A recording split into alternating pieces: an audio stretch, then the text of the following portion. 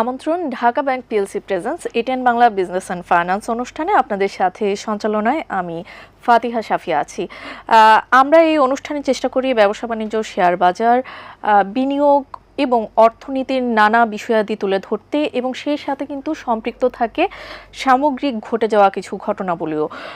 যেরকমটা আমরা জানি, মার্কিন যুক্তরাষ্ট্র ও ইরাকের যৌথ হামলায় ইরানের সর্বোচ্চ ধর্মীয় নেতা আয়াতুল্লাহ আলী খামেনির শোকে বিহ্বল ইরান আঘাতের ক্ষত নিয়ে পাল্টা হামলা চালাচ্ছে শত্রুদের বিরুদ্ধে। আলোচনার সম্ভাবনা যেই ছিল সেটি একেবারে উড়িয়ে দিয়ে হুঙ্কার দিচ্ছে দীর্ঘমেয়াদী যুদ্ধের। মধ্যপ্রাচ্য জুড়ে এই যুদ্ধ দীর্ঘমেয়াদী হলে বাংলাদেশে তা ঠিক কীরকম প্রভাব ফেলতে পারে সে বিষয়ে বিশ্লেষকরা বলছেন যে এই যুদ্ধ বন্ধ না হলে বাংলাদেশের অর্থনীতিতে খুবই বিরূপ একটি প্রভাব সৃষ্টি হতে পারে এবং যা থেকে উত্তরণের লেগে যেতে পারে বেশ খানিকটা সময়। মধ্যপ্রাচ্যই বাংলাদেশের প্রধান আমদানির উৎস, আর এ যুদ্ধ চলমান থাকলে জ্বালানির দাম সরবরাহ অস্থিতিশীল হয়ে উঠবে। এমন পরিস্থিতিতে বৈদেশিক লেনদেন, ভারসাম্য, ব্যালেন্স পেমেন্ট এবং রিজার্ভের উপর যে বাড়তি চাপ পড়বে তা কিভাবে আসলে সামাল দেওয়া যেতে পারে, সামগ্রিক এই বিষয়াদি নিয়ে আমরা আজকে আলোচনা করব। তাই আমাদের আজকের আলোচনার বিষয়বস্তু আমরা চূড়ান্ত করেছি ইরান যুদ্ধ ও বাংলাদেশে বাণিজ্যিক প্রস্তুতি। আর এই বিষয়ে কথা বলার জন্য আমাদের সাথে স্টুডিওতে আছেন দুজন বিশেষজ্ঞ অতিথি। আমার সাথে প্রথমেই যিনি আছেন তিনি হচ্ছেন ডক্টর শাফিউন নাহিন শিমুল, অধ্যাপক ও পরিচালক, স্বাস্থ্য অর্থনীতি ইনস্টিটিউট, ঢাকা বিশ্ববিদ্যালয়। আমন্ত্রণ আপনাকে। এবং আমার সাথে আরও আছেন শেখ হোসেন মোহাম্মদ মোস্তাফিজ, পরিচালক বিজিএমইএ। আপনাকেও স্বাগত জানাচ্ছি আমাদের আজকের আয়োজনে। যেরকমটা বলছিলাম, একটি অস্থিতিশীল একটি পরিস্থিতি তৈরি হয়েছে ইরান যুদ্ধকে ঘিরে। এই যে ইরান ঘিরে যে যুদ্ধ বা সাময়িক উত্তেজনা সেটি যে হচ্ছে, তার ফলে বৈশ্বিক তেলের বাজারে কি প্রভাব ফেলতে পারে। আরও একটি প্রশ্ন সংযোজন করতে চাচ্ছি যে হরমুজ প্রণালী সেটি বন্ধ হয়ে গেলে বাংলাদেশে আসলে এর প্রভাব কি হতে পারে? ধন্যবাদ আপনাকে এবং এটিএন দর্শকদের যারা দেখছেন। আসলে এইটা তো বিষয় এখন গ্লোবালি কানেক্টেড। আমরা এখন অন্যরকম সিস্টেমের মধ্যে আছি। পুরো বিশ্ব এক মানে ইন্ডিপেন্ডেন্ট না এই সেন্সে। তো সেই জায়গায় জ্বালানি একটা বড় বিষয়, কারণ যে কোনো যদি প্রোডাকশনের আপনি মেইন ইনপুট ধরেন সেটা তো জ্বালানি। সেই জায়গাটায় অলরেডি কিন্তু মার্কেটে একটা এফেক্ট চলে এসেছে যে $82 কিন্তু পার ব্যারেল হয়ে গিয়েছে, যেটা কিছুদিন আগেও 40-50 অ্যারাউন্ডে ছিল। সো একটা অলরেডি জাম্প হয়ে গিয়েছে এবং এটা জাস্ট মাত্র কয়েকদিন হলো, এক সপ্তাহ হয়নি, তাই না? সো এটা যদি দীর্ঘমেয়াদী হয় তাহলে ডেফিনেটলি একটা বড় ক্রাইসিস তৈরি হবে এবং সেইটার এফেক্টটা বাংলাদেশ যদিও সরাসরি কোনো যুদ্ধের সাথেও জড়িত না, কোনো সমর্থনকারীও না, কিন্তু আমাদের এফেক্টটা কিন্তু ঠিকই পেতে হবে। কারণ এখানে একটা বড় হচ্ছে যে হরমুজ প্রণালী যেটা আপনি বলেছেন, এখান দিয়ে কিন্তু প্রায় 20-25% জ্বালানি এক্সপোর্ট হয় বা এই পথটা ইউজ করে। সুতরাং যদি এইটা বন্ধ থাকে, এটার অর্থই কিন্তু যে এইটা অল্টারনেটিভ রাউট দিয়ে যাবে অথবা যাবে না। যদি অল্টারনেটিভ রাউট দিয়ে যায় তাহলে যেটা হবে, খরচ বেশি হবে, ঘুরে যেতে হবে। আর যদি না যায় তাহলে টোটাল যে সাপ্লাই পুরা গ্লোবাল সিস্টেমে সেখানে কিন্তু একটা শর্টফল হবে এবং সেটা যদি কমে যায় তাহলে দাম অটোমেটিক বাড়বে, যেটার এফেক্ট অলরেডি শুরু হয়ে গেছে। সো আই থিঙ্ক এইটা আরও দেখার বিষয় আছে। যদি যুদ্ধটা দীর্ঘমেয়াদী হয় তাহলে এফেক্টটা ডেফিনেটলি আরও বড় কিছু হবে, বাট আপাতত এখনো পর্যন্ত যতটুকু আছে সেটা হয়তো বিয়ারেবল, কিন্তু দীর্ঘমেয়াদী যদি থাকে তাহলে দেখতে হবে যেটা কোন পর্যায়ে যায় আর কি। দীর্ঘমেয়াদী হওয়ার একটা আশঙ্কা কিন্তু আমরা দেখতে পাচ্ছি যে দীর্ঘমেয়াদী হবে এবং সেই দীর্ঘমেয়াদী হলে তা থেকে উত্তরণের উপায় কি, সেই বিষয়গুলো নিয়ে আসছে আপনার কাছে। আবারও আপনার কাছে চলে যেতে চাচ্ছি। যুদ্ধের কারণে আসলে তেলের দাম বেড়ে যাওয়ার একটি প্রবণতা অবশ্যই আছে এবং সেই তেলের দাম বেড়ে গেলে উৎপাদন খরচ কতটা বাড়বে বলে আপনি মনে করেন? ধন্যবাদ আপনাকে আমাকে আমন্ত্রণ জানানোর জন্য। আসলে আপনি জানেন যে বাংলাদেশের অর্থনীতির চালিকা শক্তি হচ্ছে পোশাক শিল্প এবং পোশাক শিল্পের আমাদের আপনি জানেন যে আমরা এই বিদ্যুতের যে ঘাটতি বা ধরেন জ্বালানির যে সংকট, এটা আসলে নতুন না। এটা বিশেষ করে আমি যদি রাশিয়া ইউক্রেন যুদ্ধ থেকে আমি রেফারেন্স ধরি, সেক্ষেত্রেও দেখছিলাম যে আমরা অলরেডি অনেক বড় একটা সংকটে আছি। তারপরে আমাদের ইন্টারনাল রাজনীতির কারণেও আমাদের এলএনজির যে একটা দুষ্প্রাপ্যতা ছিল, বা সাপ্লাই চেইনে আমাদের এটার যে মানে পর্যাপ্ত সাপ্লাই ছিল না, সেই কারণে কিন্তু আমরা অলরেডি সাফারার। এখন এখন যদি এই এই এই ঘটনাটা ঘটে যে আমাদের যেই এখন যে মজুদ আছে, এই মজুদটা আমি গতকালকে আমাদের বিপিসির চেয়ারম্যান বলতেছিলেন যে ডিজেলের মজুদ নাকি মাত্র 14 দিনের আছে, যেটা আমি দেখছিলাম কালকে। তো ধরে নেন যদি 14 দিন বা আগামী ট্রাম্পের ঘোষণা অনুসারে যদি 4 থেকে 5 সপ্তাহ যদি যুদ্ধ চলে, আর যদি এই সময়ের ভিতরে যদি ডিজেল এসে আমাদের যদি ফিল আপ করতে না পারে, আমি ভয়াবহ অবস্থার দেখতে পাচ্ছি। কারণ আমাদের সামনে শীত শেষ হয়ে এখন গ্রীষ্মকালীন সময় আসবে। এখন আমাদের কিন্তু মানে নর্মালি আমাদের কিন্তু একটা সংকট কিন্তু সবসময় থাকে। তো আমরা আসলে প্রাইস তো বাড়বেই, খরচ তো বাড়বে, কিন্তু যদি আপনি একান্তই না পান, আমরা এখন কিন্তু যেই ভরা মৌসুমে আমরা আসি, ধরেন এখন কিন্তু শীতকালীন পোশাকের অর্ডারগুলো আমাদের কাছে আসছে। এই সময় যদি আমরা প্রপার মানে যদি প্রোডাকশনটা না করতে পারি, আমি মনে করি এটা খুবই সিরিয়াস একটা ইকোনমিক একটা ইম্প্যাক্ট তৈরি করবে। আচ্ছা, ধন্যবাদ আপনাকে। আবারও আসছি আপনার কাছে। আপনার কাছে আসলে চলে আসতে চাচ্ছি আবারও, যে যেরকমটা শুরুর দিকে আমি আসলে বলছিলাম যে এরকম পরিস্থিতিতে আসলে বৈদেশিক লেনদেনের যে ভারসাম্য, ব্যালেন্স বা পেমেন্ট এবং রিজার্ভের উপর যে বাড়তি চাপ পড়বে, সেই বাড়তি চাপ পড়ার ক্ষেত্রে আসলে রিজার্ভ ও টাকার মানে কি ধরনের চাপ পড়তে পারে বলে আপনি মনে করেন? তিনটা প্রশ্ন, ব্যালেন্স অফ পেমেন্ট, রিজার্ভ এবং এক্সচেঞ্জ রেট। যদি বলি ব্যালেন্স অফ পেমেন্টে, যেহেতু আমাদের এখানে ইম্পোর্ট কস্ট যদি বেড়ে যায়, তাহলে ব্যালেন্স অফ পেমেন্টেও যে এক্সপোর্ট ইম্পোর্টের যে মানে আমরা যখন কোনো কিছু কিনি আমাদের ডলারটা চলে যায়, আর আমরা যখন বিক্রি করি ডলার আসে, এই যে গ্যাপটা, that sort of balance of payment. এবং এইটার কারণে যেহেতু আমাদের এক্সপোর্ট বাধাগ্রস্ত হতে পারে, যেটা ভাই বলেছেন, যদি আমাদের প্রোডাকশন হ্যাম্পার্ড হয়, লিড টাইম বেড়ে যায়, যদি সাপ্লাই চেন এফেক্ট হয়, আপনার এক্সপোর্টটা একটু বাধাগ্রস্ত হতে পারে, তাহলে আপনার ডলার আসবে না। আবার আপনার হচ্ছে যদি গ্যাস এবং তেল বেশি দামে কিনতে হয়, তাহলে ডলার বেশি খরচ করতে হবে। তো এখানে একটা ব্যালেন্স অফ পেমেন্টের চাপ পড়বে, আপনার ব্যালেন্স অফ পেমেন্টের অবস্থা খারাপ হবে। একই কারণে রিজার্ভ, যদি কারণ এখানে যে আমাদের অতিরিক্ত যেটা থাকে সেটা অ্যাকচুয়ালি রিজার্ভ, সহজভাবে বলতে গেলে, আমি অত টেকনিক্যালিটিতে যাচ্ছি না। তো এখন যদি আমাদের এই এফেক্টটা হয়, শুধু যে আপনার এক্সপোর্ট ইম্পোর্টের খরচের বেড়ে যাবে বা কমে যাবে ব্যাপারটা ওটাই না, পাশাপাশি রেমিটেন্সও কিন্তু একটা এফেক্ট পড়তে পারে। কারণ যেহেতু এইটা কিন্তু মিডল ইস্টের মোটামুটি সব কান্ট্রি এফেক্টেড, এবং এই সব কান্ট্রি এফেক্টেড আপনারা জানেন যে আমাদের রেমিটেন্স কিন্তু মোস্টলি আসে মিডল ইস্ট থেকে। ইউরোপ আমেরিকাতে বাংলাদেশিরা থাকে, তারা ফ্যামিলি নিয়ে থাকে, তারা কিন্তু টাকা পাঠায় না দেশে। কিন্তু যারা মিডল ইস্টে থাকে তারা মেজরিটি কিন্তু একা থাকে, হ্যাঁ, যে ফ্যামিলি নিয়ে থাকে না, তারা কিন্তু এই টাকাটা পাঠায়। তো রেমিটেন্সের মেইন সোর্স যদি বলি মিডল ইস্ট, সেখানে যদি আমাদের এটা না আসে, আমরা যদি বেশি ব্যয় করতে হয় বিকজ অফ যে আপনার খরচ বেড়ে যায়, তাহলে এখানে একটা রিজার্ভে চাপ পড়বে।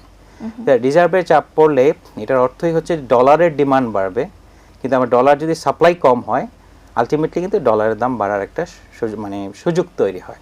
তো এক্সচেঞ্জ রেট যেটা, যে আমাদের টাকার মান কিন্তু কমে যাওয়ার একটা সুযোগ থাকে। বাট এগেন এটা কিন্তু ম্যানেজ করা সম্ভব যদি স্বল্প মেয়াদে আমরা করি, কিন্তু দীর্ঘমেয়াদে যদি এটা চলে, সেই এফেক্টটা হওয়ার সম্ভাবনা তো অবশ্যই রয়েছে। জি, আরও একটি প্রশ্ন রাখতে চাচ্ছি। এই যে মধ্যপ্রাচ্যের একটি বিষয় আসলে আপনি টেনে আনলেন, সেই সূত্র ধরে বলতে চাচ্ছি যে ওপেক দেশগুলোর উৎপাদন সিদ্ধান্ত আমাদের আমদানি বিল কতটা বাড়াতে পারে বলে আপনি মনে করেন? না, এখন ওরা তো উৎপাদন কমাবে এরকম কোনো ডিক্লেয়ার কিন্তু দেয় নাই ওপেক থেকে, আমি যতটুকু জানি। কিন্তু যেটা হলো যে স্ট্র্যাটেজিক কারণে, কারণ আপনি যে দেখেছেন ইরান কিন্তু ওদের বিভিন্ন জায়গায় যেখানে আক্রমণ করছে মিডল ইস্টে, অনেক জায়গায় কিন্তু উৎপাদনের যে সোর্স সেখানে আক্রমণ করছে, যেটা অলরেডি কাতার, যেখানে এলএনজিটা যেখান থেকে মোস্টলি কাতার কি যে মেজর এক্সপোর্টার অফ এলএনজি, এবার বাংলাদেশও কিন্তু কাতার থেকে আনে।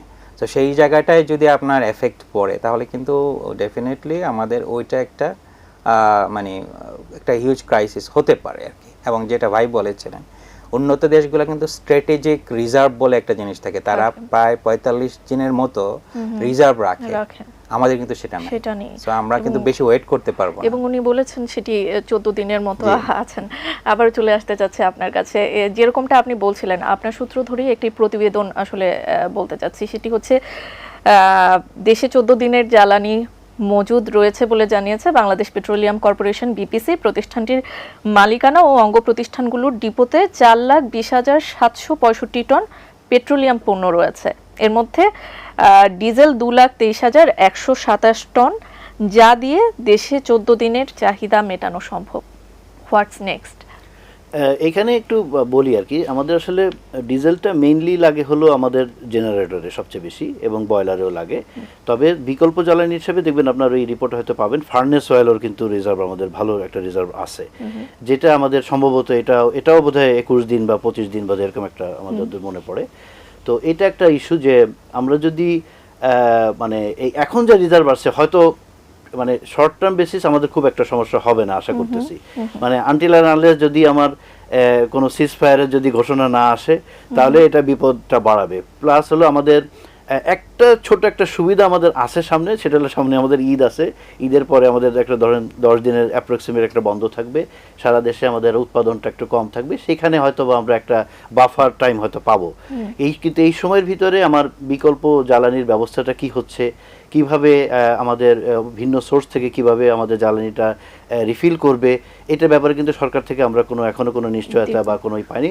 গতকালকে বিপিসি চেয়ারম্যান যেটা আরও বলছিলেন যে 5টা নতুন এলসি খুলেছেন 5টা জাহাজের, এবং সেটা যদি ধরেন মিডল ইস্ট থেকে আসে সেক্ষেত্রে যদি হরমুজ প্রণালী দিয়ে যদি শিপমেন্ট হয় সেক্ষেত্রে সেটা বাধাগ্রস্ত হওয়ার সম্ভাবনা আছে। আবার ধরেন যদি আমরা ওপেকের অন্যান্য দেশ থেকে ধরেন যদি মালয়েশিয়া বা অস্ট্রেলিয়া বা অন্য দেশ থেকে আনার যদি বিকল্প সোর্স যদি তৈরি করে, তাহলে হয়তো আমি মনে করি যে একটু বেশি মূল্যও যদি হয়, এখন আসলে আমাদের ব্যাকআপটা দরকার। কারণ হচ্ছে যে আমি গতকালকে এনএইচকে-তে একটা রিপোর্ট শুনছিলাম ডকুমেন্টারিতে, তারা বলছিল যে জাপানে 250 দিনের তাদের জ্বালানি তারা সবসময় মজুদ রাখে। মানে ধরেন তাদের হয়তো বাইং ক্যাপাসিটি অনেক বেশি, তারা সেই জন্য পারছে। কিন্তু আমি মনে করি আমাদের এই জ্বালানি সংকটটা এটা নতুন না, আমাদের আসলে এটা আসলে একটা লং টার্ম প্রস্তুতি দরকার। আমি মনে করি আমাদের দেশের যে অবস্থা তাতে মিনিমাম 3 থেকে 4 মাস বা সম্ভব হলে 6 মাসের জ্বালানির ব্যবস্থা আসলে আমাদের রিজার্ভ সবসময় থাকা দরকার। সেজন্য আমরা বিজিএমই থেকে আমরা একটা প্রস্তাবও খুব শীঘ্রই আমরা অর্থ মন্ত্রণালয়ে পাঠাচ্ছি, যেখানে আমরা বলেছি যে আমাদের জন্য আমাদের এখন প্রাইভেট সেক্টরে মাত্র 2টা গ্যাসের মানে আমাদের যে এলএনজি রাখার জন্য যেই স্টোরেজ মাত্র 2টা আছে, সেটাকে কমপক্ষে আরও 2টা বাড়ানোর জন্য খুবই দ্রুত এটা ইনভেস্টমেন্টটা দরকার। এবং ইনভেস্টমেন্ট করার জন্য অনেকে প্রস্তুত হয়ে আছে, কিন্তু অন্তর্বর্তীকালীন সরকারের সময় এই ইনভেস্টমেন্টটা আসলে মানে করা সম্ভব হয়নি। এটা যদি করতে পারে, আমার ধারণা এলএনজির স্টোরেজ এবং আমার অন্যান্য জ্বালানির স্টোরেজটা খুবই জরুরি। এটা করতে পারলে তাহলে অন্তপক্ষে আমরা আপৎকালীন সময় আমরা বেরিয়ে আসতে পারবো। তবে আরেকটা জিনিস আমি একটু যোগ করে দিই, সেটা হচ্ছে যে এই সমস্যাটা শুধুমাত্র আমার না, আমি কিন্তু অন্যান্য দেশেরও ইম্প্যাক্ট পড়বে। আমি যেসব দেশ থেকে অন্যান্য কাঁচামাল আনি, ধরেন ফ্যাব্রিক বা অ্যাক্সেসরি যেখানে যেসব দেশে আনি, তাদেরও কিন্তু সিমিলার সিচুয়েশন হবে। যদি লেটসে চায়নার হয়তো বা একটু বিশাল ক্যাপাসিটি আছে, বাট অন্যান্য দেশ থেকে যেসব আমরাগুলো আনি তাদের যদি সিমিলার সিচুয়েশন হয়, সেক্ষেত্রে আমি মনে করি আমাদের উৎপাদনে এবং আমাদের রপ্তানিতে সাংঘাতিকভাবে প্রভাব পড়বে। আচ্ছা, আরও একটু প্রশ্ন রাখতে চাচ্ছি যে এই যে এলসি খোলার একটি বিষয় কিন্তু চলে এসেছে, এলসি খোলা এবং ডলার সংকট, সেটি যদি হয় তাহলে ব্যবসায়ীরা আসলে কি কি ফেস করতে পারে?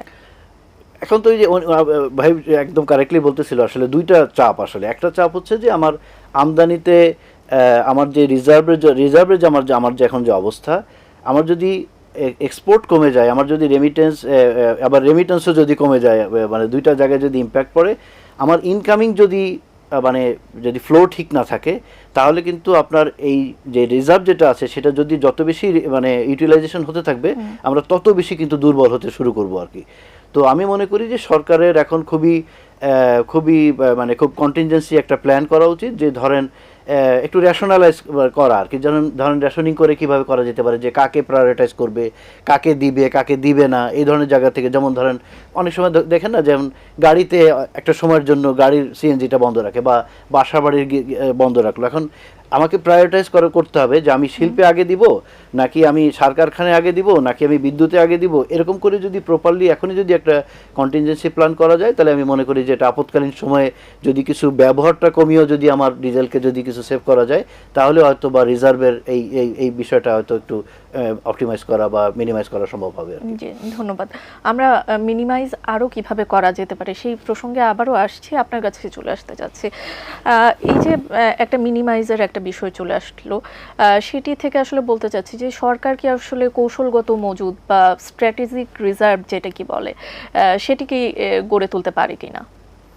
না, এখানে চ্যালেঞ্জ আছে, মানে ডেফিনেটলি করতে পারলে তো ভালো। এক নাম্বার চ্যালেঞ্জ হলো যেটা আমরা মজুদ রাখার জন্য যেই ক্যাপাসিটি দরকার সেটা আমাদের প্রস্তুত আছে কিনা, সেটা একটা বড় বিষয়।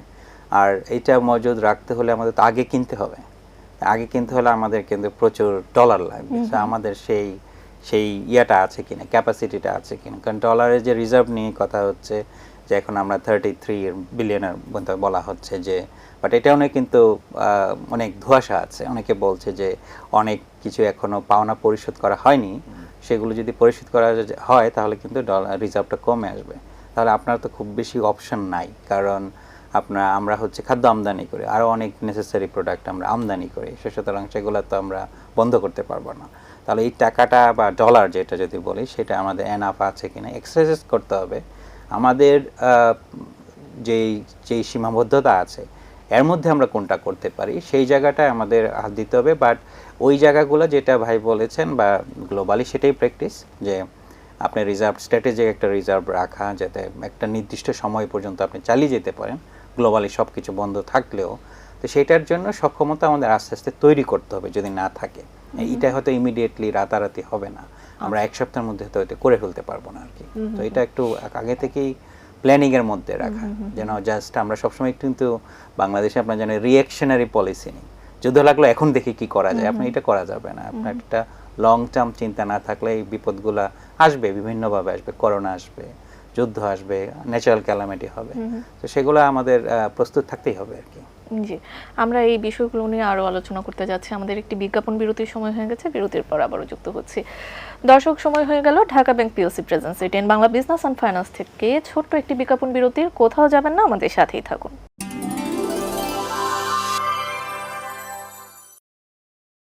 বিজ্ঞাপন বিরতির পর আবারও আমন্ত্রণ জানাচ্ছি Dhaka bank PLC presence ATN Bangla business and finance অনুষ্ঠানে। আমরা কথা বলছি খুবই সমসাময়িক একটি বিষয় নিয়ে, সেটি হচ্ছে ইরান যুদ্ধ ও বাংলাদেশের বাণিজ্যিক প্রস্তুতি।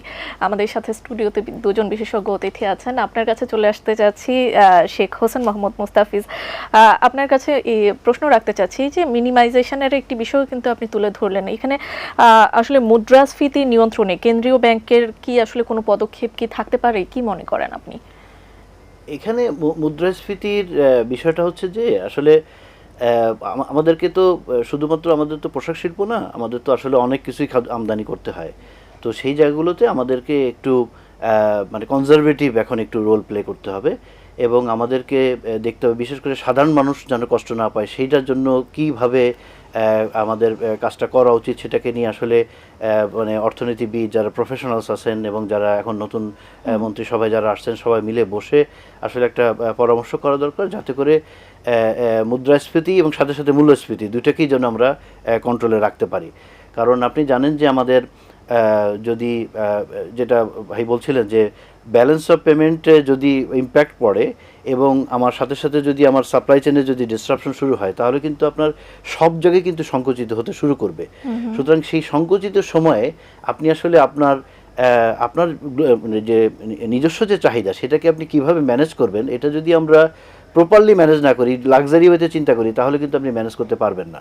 সুতরাং যেখানে যতটুকু আপনার দরকার ততটুকু করবেন এবং সেটার জন্য কোথায় কোথায় যেটা বলছিলাম যে আমাকে রেশনিং করা, যে কাকে আমি প্রায়োরিটাইজ করব, কাকে আগে দিব কাকে পরে দিব, এই বিষয়টা যদি এখনই সিদ্ধান্ত না নেই তাহলে কিন্তু অনেক দেরি হয়ে যাবে। যখন আপনার তেল শেষ হয়ে যাবে তখন কিন্তু আপনি সিদ্ধান্ত নিলে কিন্তু লাভ হবে না।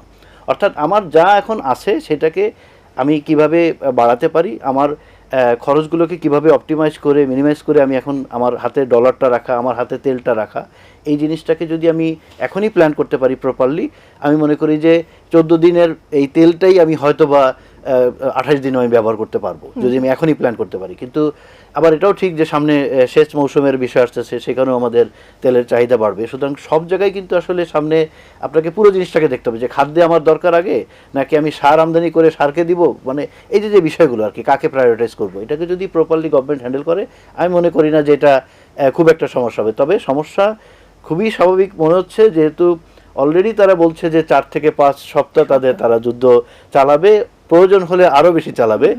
আমি মনে করি না যে ইরানের এখন যেই অ্যাটিটিউড, যে মেন্টালিটি মনে হচ্ছে, তারাও মনে হচ্ছে না যে খুব সহজে দমে যাবে বলে মনে হচ্ছে না। যেহেতু তাদের সর্বোচ্চ ধর্মীয় নেতা, শুধু সেই জন্য না, এটা তারা বলছে এটা তাদের জাতীয় অস্তিত্বের মানে প্রশ্ন, এবং সেই কারণেই তারা ধরেন কৌশলগত কারণে তাদের কিন্তু আশেপাশের দেশগুলোর উপরও তারা বোমা নিক্ষেপ করতে হচ্ছে, কারণ তারা চাচ্ছে যে যাতে করে সবাই মিলে যেন এটাকে বন্ধ করার জন্য প্রস্তুতির মানে চাপ দেয়, এবং সেই কৌশল যদি কাজে লাগে, আমার ধারণা হয়তো যুদ্ধবিরতির প্রসঙ্গটা হয়তো চলে আসতে পারে। কিন্তু আদারওয়াইজ যদি এটা এবং সবাই মিলে যদি আবার ইরানকে অ্যাটাক করা শুরু করে, তখন কিন্তু গল্পটা আরও মানে সিভিয়ার হয়ে যাবে। তো আমি আশা করব যে এটা খুব সহজেই এটা সমাধান হবে, এবং কূটনীতিকভাবে আমাদের পক্ষ থেকেও যদি কোনো কিছু করা সম্ভব হয়, সেটা আমাদের সরকার, আমি মনে করি যে এটা করা উচিত। কারণ এখানে আসলে যুদ্ধে দিন শেষে আমি মনে করি যারা অস্ত্র ব্যবসা করে তাদের ছাড়া আর কারো কোনো লাভ আছে বলে আমার কাছে মনে হয় না আর কি। জি, ধন্যবাদ। আপনার কাছে আসছি, আমরা এই যে সামগ্রিক একটি সমস্যা নিয়ে আমরা কিন্তু যাচ্ছি, সমস্যার কথাগুলোই কিন্তু শুনলাম আমরা এতক্ষণ। সমাধানের দিকে যদি আমরা যাই, কিভাবে সমাধান করা যেতে পারে বলে আপনি মনে করেন? প্রবলেম তো অনেকগুলা, এখনো হয়নি। আসার কথা হলো এখনো যে আমরা খুব বিপদে পড়ে গিয়েছি তা না, বাট আমরা একটু অ্যালার্ট থাকতে চাই।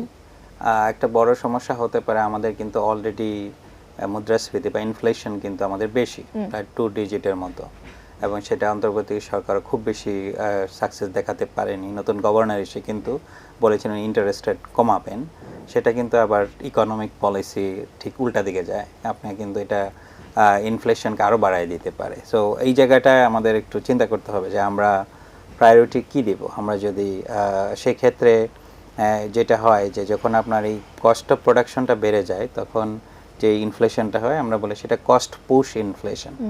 সেটা ঠেকানোর সুবিধা মানে অসুবিধা হলো, আপনি যখন এটা কমাতে যাবেন তখন এটা আবার ইনভেস্টমেন্টে এফেক্ট হতে পারে। আপনি যদি ডিমান্ডটা কমাইতে যান, ধরেন ইন্টারেস্ট রেট বাড়াই দিলেন, হ্যাঁ, তাহলে ইন্টারেস্ট রেট যদি বেড়ে যায় তাহলে এটা আবার ইনভেস্টমেন্টে এফেক্ট পড়ে, এমপ্লয়মেন্টে এফেক্ট পড়ে। তো সমাধানটা যে খুব বেশি আছে তা না, কিন্তু যেটা হবে এখানে প্রায়োরিটি সেট করতে হবে যে আমি তাহলে যদি ইন্টারেস্ট রেট বাড়াতে হয় তাহলে কোন সেক্টরের জন্য বাড়াবো। আমরা প্রায়োরিটি টার্গেট করতে পারি, এই সেক্টরের জন্য হয়তো এক ধরনের পলিসি, আর এই পার্টিকুলার আদার সেক্টরের জন্য আদার পলিসি। সো সেইটা একটা অপশন। সেন্ট্রাল ব্যাংকের এখানে একটা ভালো রোল আছে। প্লাস একইভাবে আপনার রিজার্ভে যেন অনেক বড় ধাক্কা না লাগে সেটাও প্রায়োরিটাইজ করে। আমরা এই মুহূর্তে হয়তো গাড়ি আমদানি বন্ধ রাখতে পারি 1 মাস 2 মাসের জন্য, সামথিং লাইক দ্যাট, এক্সাম্পল হিসেবে বলছি। আমরা তো গম আমদানি বন্ধ করতে পারবো না, আলু পেঁয়াজ আমদানি বন্ধ করতে পারবো না, তো সেগুলো আমরা দিয়ে ছেড়ে দিলাম। এলসি খোলার ক্ষেত্রেও আমরা এইভাবে কিন্তু এই যে রেশনাল করা যে কোনটা আমাদের সুপার মানে একদম আর্জেন্ট, ঔষধের ক্ষেত্রে আমাদের লাগবেই, এরকম কিছু ব্যাপার যদি আমরা একটু প্রায়োরিটিস দিতে পারি তাহলে অন্ততপক্ষে আপাতত যদি কোনো সমস্যা থাকে এটা আমরা সমাধান করতে পারবো। কিন্তু দীর্ঘমেয়াদী ওই বিষয়গুলো আনতেই হবে যে আপনার একটা লং টার্ম প্ল্যান লাগবে, যেটা আমাদের বলতে হবে যে খুব বেশি নাই। আমরা ফাইন্যান্স মিনিস্ট্রি যেটা বলে, বাংলাদেশ যে ব্যাংক যেটা বলে, ইকোনমিস্টরা যেটা বলে, ব্যবসায়ীরা যেটা বলে, অ্যালাইনড হয় না অনেক সময়। তো আমার মনে হয় এই যে অ্যালাইনমেন্টটা দরকার, কারণ সবার ইন্টারেস্ট এখানে সার্ভ করা যাবে না। যখন আপনার এরকম একটা ক্রাইসিস হবে তখন আপনার প্রায়োরিটিস করতেই হবে, তখন রেশনালাইজ করতেই হবে। সেইটা আপনার ঠিক করতে হবে যেন রেশনালাইজটা ঠিক হচ্ছে কিনা। আপনি ধরেন সুযোগ দেওয়ার জন্য যেটা হয়, ভাইয়ের সামনেই বলতে হচ্ছে, বিজিএম এর হয়তো গভর্নমেন্টের অ্যাক্সেস অনেক বেশি, হয়তো তাদের অনেক বেশি প্রায়োরিটি দেওয়া হলো, হয়তো আমাদের গম আমদানি বেশি জরুরি এই মুহূর্তে ফুড সিকিউরিটির জন্য, জাস্ট অ্যান এক্সাম্পল হিসেবে বলছি। তো এই জায়গাগুলো আমরা কি রেশনালি করতে পারছি কিনা সেই জায়গাটা খুব ইম্পর্টেন্ট। এই জন্য সব স্টেক হোল্ডারদের নিয়ে আলোচনা করলে সরকারের জন্য কিন্তু ভালো। সরকার নিজেও বিব্রত অবস্থায় পড়ে না, কারণ বলবে যে সবার সাথে আলোচনা করে এই ডিসিশন নিয়েছে। আমার মনে হয় এই জায়গাগুলো আমরা কাজ করতে পারি আর কি। জি, ধন্যবাদ। আপনার কাছে চলে আসতে চাচ্ছি, আপনি যেহেতু বিজিএমই এর পরিচালক হিসেবে আছেন, আপনার পদ থেকে আসলে আপনার দিক থেকে আপনি সরকারের যদি দৃষ্টি আকর্ষণ করতে বলা হয়, আপনি কি ধরনের সহায়তা চাইবেন? আসলে আমার মানে একটাই এখন বেশি দরকার, সেটা হলো জ্বালানি নিরাপত্তা। এটা হলো আমার সবচেয়ে বেশি ইম্পর্টেন্ট, কারণ জ্বালানি নিরাপত্তা যদি আমার না থাকে, আমি যদি প্রপার ফুয়েল সাপ্লাইটা না, বিদ্যুতের আমার উৎপাদন লাগবে। আমার আসলে এই ইন্ডাস্ট্রিটার জন্য বিদ্যুতের মানে একেবারে নিরবিচ্ছিন্ন সরবরাহ, আর গ্যাসের নিরবিচ্ছিন্ন সরবরাহ, আর তার অনুপস্থিতিতে আমার ডিজেল বা অন্যান্য জ্বালানি সরবরাহ এটা যদি নিশ্চিত না থাকে, তাহলে আসলে আমি সরকারকে আমি কিছু দিতে পারবো না। তাহলে তখন কি হবে? আমি যদি প্রোডাক্টিভ না হয়, আমি যদি প্রপারলি এক্সপোর্ট করতে না পারি, এবং আমার যদি লিড টাইমটা ঠিক না থাকে, ধরেন আমাকে এমন দেরি করে ফেলছি যে আমাকে এয়ারে আমাকে মানে শিপমেন্টটা করতে হলো, তাহলে আপনি চিন্তা করতে পারেন যে আমাদের কি পরিমাণ লস তৈরি হবে, এবং সাথে সাথে আরও সামাজিক ক্রাইসিসও তৈরি হবে, বেতন ঠিকমতো দিতে পারবো না, ওয়ার্কার আনরেস্ট তৈরি হবে, অনেকগুলো কিন্তু মানে ইম্প্যাক্ট তৈরি হবে। তো সেই জন্য আমাদের জ্বালানি নিরাপত্তাটা মানে সবচেয়ে বেশি ইম্পর্টেন্ট।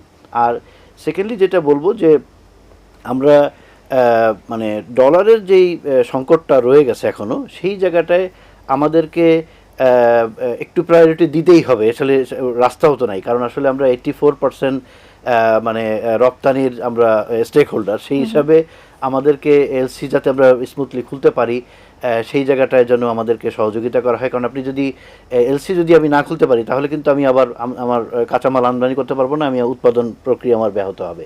তো সেই জায়গাটাকে সরকারকে আবার প্রায়োরিটাইজ একটু করতেই হবে। সাথে সাথে আরেকটা জিনিসও আমাদের খুব মানে ইম্পর্টেন্ট, সেটা হচ্ছে যে আপনার ধরেন আমি তো এলসি খুললাম, কাঁচামাল আনলাম, সবই আমার ঠিক থাকলো, কিন্তু আমার পোর্ট যদি আমার প্রপারলি ফাংশন না করে, পোর্টে ধরেন এমন অবস্থা হলো যে জাহাজ চলাচল বন্ধ হয়ে গেছে জ্বালানির অভাবে বা কোনো একটা কারণে, সেই জায়গাটাও আমাকে নজর দিতে হবে। এবং পোর্টে মালামাল খালাসের ক্ষেত্রে বা পাঠানোর ক্ষেত্রে কিন্তু অনেক জটলা তৈরি হয় বিভিন্ন সময়। সামনে ঈদ আসতেছে, এই সময় দেখবেন বিশাল একটা জটলা তৈরি হবে। এই জায়গায় কত এফিশিয়েন্টলি আমরা পাস করে দেওয়া বা ইনকামিং যে গুডসগুলো থাকবে সেটা কত দ্রুত আমরা আমরা নিয়ে আসতে পারি, এই জায়গাগুলোতে সরকারের অনেক সহযোগিতার জায়গা আছে। ধরেন এখন তো নতুন সরকার আসলো, আসলে ওনাদের সম্পর্কে তো বলার আসলে এখনও কিছু আসে নাই, 2 সপ্তাহ মাত্র হলো। তো সেই ক্ষেত্রে যেটা ইম্পর্টেন্ট সেটা হচ্ছে যে সরকারি যেই সংস্থাগুলো আমাদেরকে সার্ভিস দেয়, এখানে কিন্তু অনেক ধরনের বটলনেক থাকে, অনেক ধরনের জিনিস আমরা প্রতিনিয়ত সাফার করি। এই জায়গাটায় সরকার যদি একটু আন্তরিক হয়, আমি মনে করি এই ধরনের ক্রাইসিসগুলোতে সবাই মিলে একটু আন্তরিক হওয়া দরকার। নিজের স্বার্থের জন্য যে আমরা একটু অনেক জাতীয় স্বার্থকে যে অনেক সময় চ্যালেঞ্জের মুখে ফেলে দিই, সেই জায়গাটা যদি একটু স্যাক্রিফাইস করা যায়, আমি মনে করি যে এই সমস্যা যত বড়ই সমস্যা থাকুক না কেন, আমরা এটা সমাধান করতে পারবো। আর একটা বলে শেষ করি, সেটা হচ্ছে যে আমরা আসলে একটু রিজিলিয়েন্ট জাতি, আমরা আসলে জাতি হিসাবে অনেক রিজিলিয়েন্ট। আমি আসলে ভয় পাচ্ছি না, কিন্তু হয় কি মানে আপৎকালীন সময় আপনি যতই রিজিলিয়েন্ট হোক না কেন, আপনার যদি মানে ইনস্ট্রুমেন্ট টুল যদি আপনার কাছে না থাকে, আসলে দিন শেষে আপনি আসলে মানে লড়তে লড়তে আপনি আসলে পারবেন না, একসময় হাঁফিয়ে উঠবেন। তো সেই জায়গা থেকে আমরা যদি চিন্তা করি যে আমাদের যা আছে সেটা দিয়ে আমরা ভালোই পারবো, আশা করতেছি ভালো করতে পারবো, কিন্তু এই সাপ্লাই চেনের ডিসরাপশন, এই যে মানে জ্বালানির যে আমাদের যে সাপ্লাইটা দরকার বা নিরবিচ্ছিন্ন যে আমাদের যে জ্বালানির যে চাহিদা আছে, এইটা সরকারকে একটু প্রায়োরিটাইজ করে দিলে আমার মনে হয় তাতে আমার ইনকামিং যে রেমিটেন্সটা বা আমাদের যে রিয়েলাইজেশনটা ডলারের, সেটাও পূরণ হবে, সাথে সাথে রিজার্ভেরও একটা যে ঘাটতি বা মানে একটা মানে কি বলবো যে একটা সমস্যা আসতে পারে, সেটারও সমাধান হবে বলে আমি মনে করি। বিদ্যুৎ সরবরাহের একটি বিষয় কিন্তু আপনি তুলে ধরেছেন। সম্প্রতি আমরা একজন মন্ত্রীর কাছ থেকে এরকম স্টেটমেন্ট পেয়েছি, ঋণের খাতে ডুবে থাকার চেয়ে বিদ্যুৎহীন থাকাটা ভালো। কতটা একমত আপনি এর সাথে? এটা আসলে উনি কোন কনসেপ্ট থেকে বলছেন তা আমি জানি না, তবে এটা একদিকে সত্য, আবার একদিকে সত্যও না। মানে আমি যদি খুব মানে মাঝামাঝি জায়গা থেকে, নিরপেক্ষ জায়গা থেকে বলতে চাই আর কি। বিদ্যুৎ আপনি যে বলতেছেন যে এই যে ভিসিয়াস সার্কেলটা তৈরি হয়েছিল যে বিদ্যুৎ খাতের উপর মানে বেসিস করে, যে আপনি ঋণীটা কেন হলেন, সেটা যদি আপনি গ্রাউন্ড জায়গাতে দেখেন, ধরেন এই যে অলস বসিয়ে রেখে যে আপনি যেটাকে কি বলে জানি আমরা, যেটা বিদ্যুৎ ক্যাপাসিটি চার্জ, বা ধরেন ওই যে বিদ্যুতের আরেকটা আমাদের ছিল যেটা কি বলে জেনারেটর দিয়ে গভর্নমেন্টকে সাপ্লাই দিত, যেটা ওটাকে কুইক রেন্টাল, এই যে টাকাগুলো অপচয় হলো, সেই টাকাগুলো অপচয় হওয়ার কারণেও কিন্তু আপনি অনেক টাকা ড্রেইন হয়েছে। মানে এই যে মিসম্যানেজমেন্টগুলো যদি রাজনৈতিকভাবে এই মিসম্যানেজমেন্টগুলো যদি ম্যানেজ করা যায়, তাহলে আমি কিন্তু দেনা থাকার কথা না। মানে আমার কিন্তু এই কারণ এগুলোই তো জাতীয় অর্থনীতির মানে মূল শক্তি, সেইগুলোর থেকে যদি আপনি প্রপারলি ম্যানেজ করতে পারেন, এবং আপনার যদি দুর্নীতি না থাকে, আপনার যদি মানে ধরেন অন্য রকমের মানে ইন্টেনশন না থাকে, তাহলে আমি মনে করি না যে আপনি আসলে কোনোভাবেই এইগুলোকে মানে প্রশ্রয় দিবেন। সুতরাং দেনা এখন হয়তো থাকতে হচ্ছে, কিন্তু দেনাটা যদি ইন্টারেস্টিং ওয়েতে দেনা হয়, যে না আমার আসলে যেই দেনাটা করছি যেটা দিয়ে উৎপাদন হবে আমি ইনকাম করব, সেই দেনা করতে তো আসলে সমস্যা নেই। যেমন আমরা যখন ইনভেস্ট করি, ব্যাংক থেকে ঋণ নিয়ে আমরা ইনভেস্ট করি কেন, যে আমি যদি 100 কোটি টাকা ইনভেস্ট করি আমার 500 কোটি টাকা ইনকাম হবে, তো সুতরাং আমার এখানে তো ঋণ নিতে তো সমস্যা নেই। কিন্তু আপনি 100 কোটি টাকা ঋণ নিয়ে আপনি যদি 30 কোটি টাকা ইনকাম করেন, তাহলে তো এই ঋণ নিয়ে আপনার জন্য বোঝা হবেই। তো সেইটাকে মানে সরকার কিভাবে অ্যাড্রেস করবে, সেটা তারা কতটা সততার সাথে অ্যাড্রেস করবে, সেটাই হলো এখন দেখার বিষয়। জি, আমরা একদম শেষ পর্যায়ে চলে এসেছি, আপনাকে দিয়ে শেষ করতে চাচ্ছি। যেরকমটা বলছিলাম যে বিদ্যুৎ না থাকলে কিন্তু আসলে জ্বালানি খাত একটি খাদে পড়ে যাবে, সেই বিষয়টি থেকে আসলে বলতে চাচ্ছি যে বাংলাদেশ কি বহুমুখী বাণিজ্য কৌশল বা ট্রেড ডাইভারসিফিকেশন যেটিকে বলে থাকে, সেটি কি যথেষ্ট পরিমাণে করেছে কিনা? না, সেটা তো করেই নেই, কারণ আমাদের 80% এক্সপোর্টই হচ্ছে গার্মেন্টস। তো সেই জায়গাটা আমাদের হয়নি, এটাকে তো হাত দিতে হবে, এটা ওভারনাইট হবে না। হ্যাঁ, এখন আমরা কি গার্মেন্টসে ওভার ইনসেন্টিভ দিচ্ছি কিনা সেটাও চিন্তা করা হতে পারে, অথবা আমাদের এখানে কম্পারেটিভ অ্যাডভান্টেজ যেটা, অর্থাৎ আমরা এখানে উৎপাদনশীলতা, আমাদের যে সক্ষমতা, সেটা হয়তো ওই জায়গায় বেশি, তাহলে অন্য জায়গায় নাই কেন, সেই জায়গাটা আমাদের হাত দিতে হবে। আমাদের যেমন লেদার গুডসের একটা গুড অপশনস আমাদের ছিল, সেগুলো কিন্তু আমরা ওইভাবে এক্সপ্লোর করতে পারিনি, কারণ আপনি জানেন যে চায়নাতে কস্ট অফ প্রোডাকশন বেড়ে যাওয়ার পরে সেগুলো কিন্তু ভিয়েতনামে অনেক কিছু শিফট হয়েছে, শুধু গার্মেন্টস না, অন্য অনেক কিছু আমরা কিন্তু এগুলো ট্যাপ করতে পারিনি। তো সেই জায়গায় যদি আমরা হাত দেই, আমাদের অবশ্যই এটা করতেই হবে অ্যাকচুয়ালি লং টার্মে, না হলে আমাদের you don't put all eggs in one basket, so সেটা আমাদের জন্য আরও বিপদ ডেকে আনতে পারে। বাট গুড থিং, আমাদের এন্টারপ্রেনাররা কিন্তু বেশ ভালো। আমি ওনাকে সামনেই বলছি সবার যে এত সীমাবদ্ধতা, যারা বিজনেস করে তারা জানে কত রকমের বিপদের মধ্যে তাদের কাজ করতে হয়, but they are doing good. আমার মনে হয় সেইটাকে আমরা একটু পজিটিভ ভাইবটা যদি সামনে আনি, উই ক্যান ডু বেটার। যেতে যেতে একটি পজিটিভিটি আসলে আমরা রেখে গেলাম। আপনাদের দুজনকে অসংখ্য ধন্যবাদ আমাদের এই অনুষ্ঠানে উপস্থিত হওয়ার জন্য। ধন্যবাদ। ধন্যবাদ দর্শক, আপনাদেরও অসংখ্য ধন্যবাদ আমাদের সাথে এতক্ষণ যুক্ত থাকার জন্য। সমসাময়িক একটি বিষয় নিয়ে আসলে আজকে আলোচনা করার চেষ্টা করেছি, ইরান যুদ্ধ, বাংলাদেশের বাণিজ্যিক প্রস্তুতি, সেই সম্পর্কে আলোকপাত করার চেষ্টা করেছি। সেই প্রস্তুতিগুলো আসলে আগাম প্রস্তুতিগুলো কি হতে পারে বা কিভাবে আমরা সেটিকে ওভারকাম করতে পারি, সেই বিষয়গুলো কিন্তু আমরা আজকের আলোচনায় তুলে ধরেছি। আশা করছি আমাদের আজকের আলোচনা আপনাদের ভালো লেগেছে, আর আপনাদের ভালো লাগলে আমরা অনুষ্ঠানের সার্থকতা খুঁজে পাবো। পরবর্তী পর্ব দেখার আমন্ত্রণ জানিয়ে আজকের মতো আমি ফাতিহা শাফি এখানেই বিদায় নিচ্ছি। সেই পর্যন্ত সবাই ভালো থাকবেন, সুস্থ থাকবেন, আর এটিএন বাংলার সাথেই থাকবেন।